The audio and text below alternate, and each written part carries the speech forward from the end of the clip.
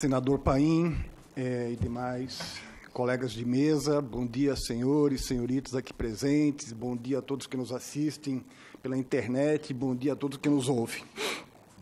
Em nome da ANFIP, que é a Associação Nacional dos Auditores Fiscais da Receita Federal do Brasil, gostaria de agradecer o convite e essa oportunidade de poder participar desse debate e dizer que a nossa única intenção aqui é contribuir para esse debate e nos colocar à disposição para fornecer números, informações, para sempre engrandecer a discussão de assuntos que envolvem a tributação e a Seguridade Social.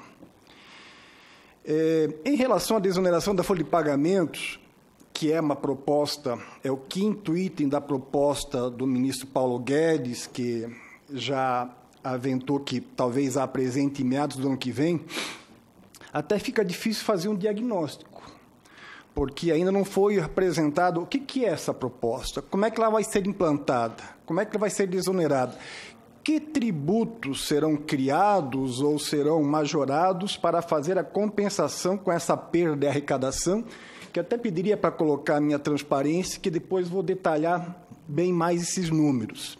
Então, o diagnóstico ainda ele é bastante prejudicado. O que a gente tem? A gente tem um histórico,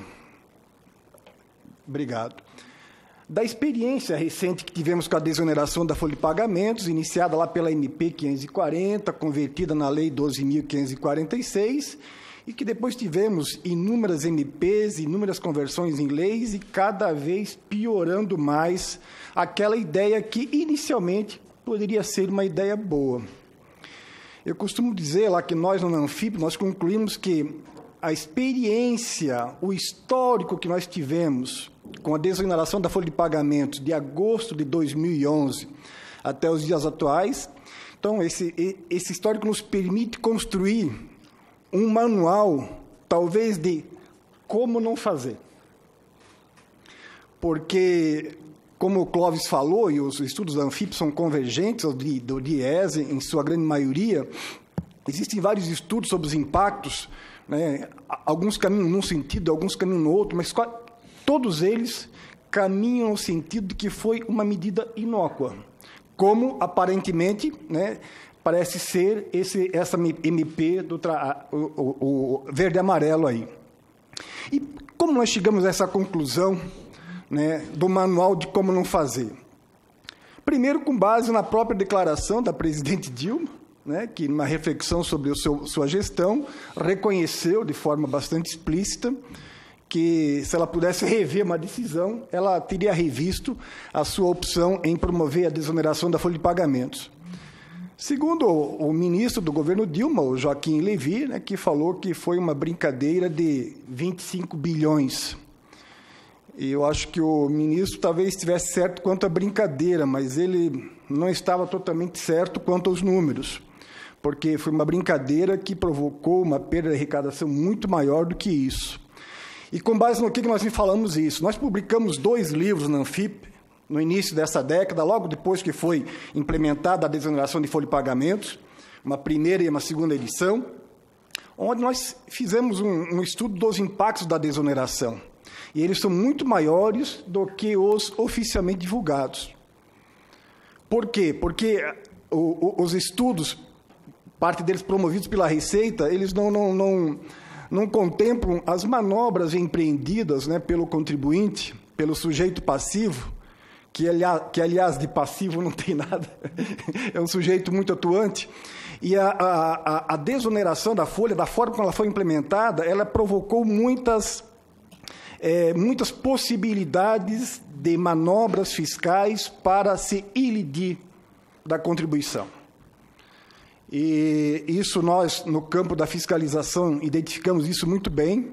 Eu sou testemunha disso, porque desde a primeira MP que foi publicada pela ANFIP, eu comecei a estudar o assunto, acompanhar, fizemos vários debates, o Clóvis Scherer aqui é testemunha, conversamos bastante, brigamos um pouco, e eu me julguei um entendido no assunto. E aí fui fiscalizar uma grande empresa, uma empresa que fatura... Fiscalizei só o ano de 2015, ela faturava mais de 10 bilhões, tinha mais de 5 centenas de produtos, alguns desonerados, outros não. Ela exportava e a exportação é isenta dessa contribuição, o que causa um reflexo, uma perda de arrecadação bem maior.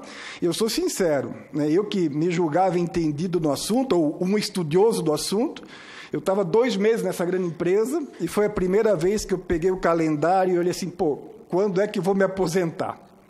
Dada a dificuldade, né? E diga-se de passagem, um contribuinte totalmente ativo em fornecer informações, né, em apresentar os dados e tudo mais, mas a dificuldade operacional que nós na Receita tivemos e temos, né, para fazer uma apuração correta desse fato gerador.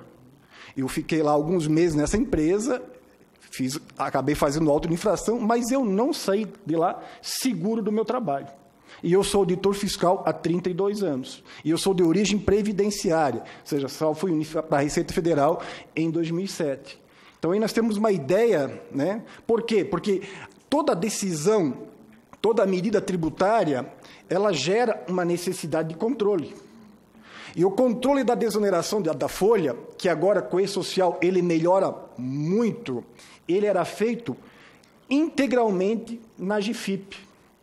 E não havia um batimento, um controle daquilo, o que permitia fazer com que o empresário que tinha na sua cadeia produtiva algum produto desonerado, com que ele chegasse no final do mês e perguntasse para o contador, quanto é que deu nossa contribuição previdenciária? A GPS restante deu R$100 mil. Quanto tem no caixa? 80 mil. Então bota 20 mil na GFIP como compensação, que nós acertamos as contas.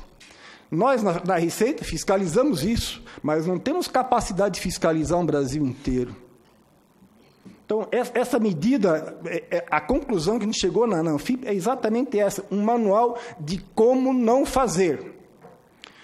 E eu vou apresentar, para que todos tenhamos uma dimensão do problema, eu não vou, a minha apresentação, minha fala, ela é muito convergente com a do Clóvis. Por óbvio e por respeito a todos, não vou ser repetitivo.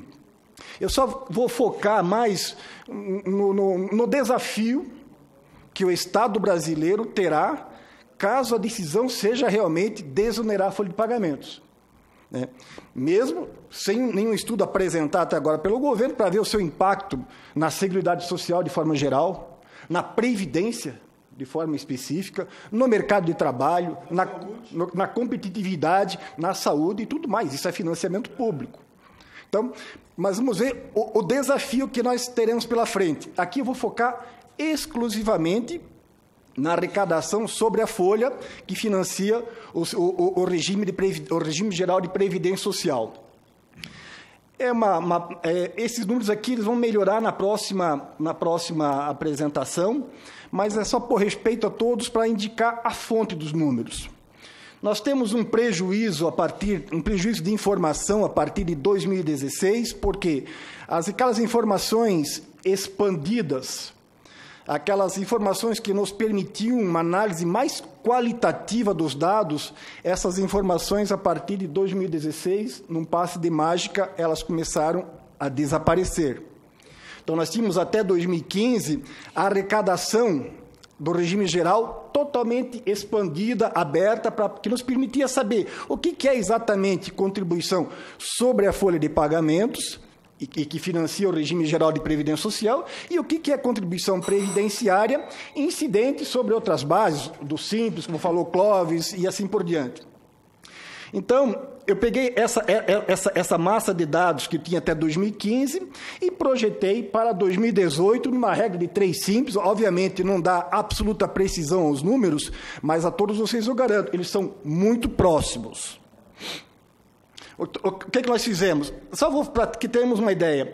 A composição da arrecadação da Receita Previdenciária é contribuinte assalariado, que é folha, contribuinte individual, que é basicamente folha, facultativo, não é folha de pagamento, segurado especial, não é folha de pagamento, a patronal, assalariados, é folha de pagamento, simples, não é folha de pagamento, sobre faturamento, não é folha de pagamento, entidades e órgãos públicos, é folha de pagamento, filantrópicas, é folha de pagamento, espetáculos desportivos não é folha de pagamento, empregadores domésticos é folha de pagamento, ou seguro-acidente do trabalho integralmente folha de pagamento, Outras contribuições, subrogação é folha de pagamento, porque aqui é o caso das prestadoras de serviços por cessão de mão de obra ou empreitada, onde há uma antecipação do recolhimento da folha. A reclamatória trabalhista é folha de pagamento, depósitos judiciais, parte é, parte não é. Produção rural não é. Compensação já caiu fora. E a compensação pela desoneração não está sendo incluída. E as outras contribuições, eu fiz aí um cálculo aí aproximado, considerando 70% folha e 30% não. Porque essas outras contribuições são basicamente juros, multa, parcelamento, dívida ativa. Obviamente, a gente sabe que o grosso disso é sobre a folha de pagamentos. Então, a que conclusão chegamos? Que, considerando única e exclusivamente as contribuições incidentes sobre a folha, ou seja, o fato gerador, o recolhimento, ele é decorrente da remuneração constante na folha de pagamento. Em 2015, nós tivemos um valor arrecadado de 267 bilhões. Em 2018, nós tivemos um valor arrecadado de 314 bilhões. Por que ele aumentou tanto? Não é que a arrecadação aumentou tanto, é que aquelas outras contribuições, em 2018, ela passou de um volume de 20 e poucos bilhões para 42 bilhões, fruto do refis, que dá aquele impacto imediato na arrecadação e que, historicamente, se comprova-se que é um verdadeiro caos para a tributação, para a nossa arrecadação. Vamos voltar lá? Então, isso aqui, em 2018, nós tivemos aproximadamente 315 bilhões de reais de arrecadação tributária decorrente da tributação da folha de salários. Isso correspondeu a 4,6% do PIB. Isto é muito expressivo, mesmo contando o volume de renúncias, né, que são praticadas, que elevariam esse valor aí para algo em torno de 400 bilhões de reais. E para termos ideia do que isso significa em termos de arrecadação, que seria a segunda principal fonte de arrecadação do Estado brasileiro, isso aqui equivale aí é uma coincidência dos números, a exatamente o que se arrecadou em 2018 com as contribuições da COFINS, que incidem sobre o faturamento, sobre o PIS/PASEC, que também é faturamento e folha, que foi de 317 bilhões. Então, isso correspondeu a 4,65% do PIB e a arrecadação exclusivamente sobre a folha, também 4,6% do PIB.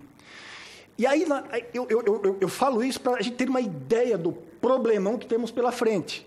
Porque a primeira proposta do Guedes é encaminhar a unificação dessa tributação, do PIS e da COFINS, torná-lo totalmente não cumulativo, com uma alíquota de 11% a 12%. Eu sou muito favorável à não cumulatividade e aproveitar todos os créditos. Por quê? Porque isso simplifica bastante o sistema. Só que prejudica alguns setores. O setor de serviços, que não tem uma cadeia produtiva muito extensa, sofre pelo não aproveitamento dos créditos e, obviamente, já está berrando. Então, e essa tributação, esses tributos, PIS, COFINS, se a gente olhar os nossos tribunais, eles estão abarrotados de questionamento quanto a essa tributação.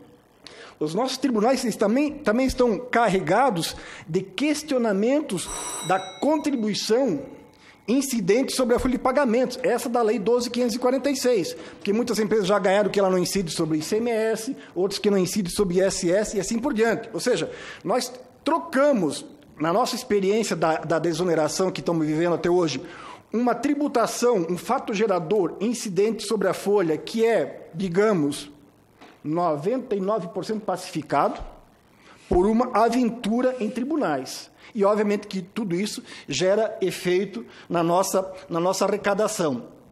Um outro detalhe também, que às vezes os estudos não contemplam, senador, é a efetividade dos tributos. E, de forma bastante rápida, vou tentar explicar.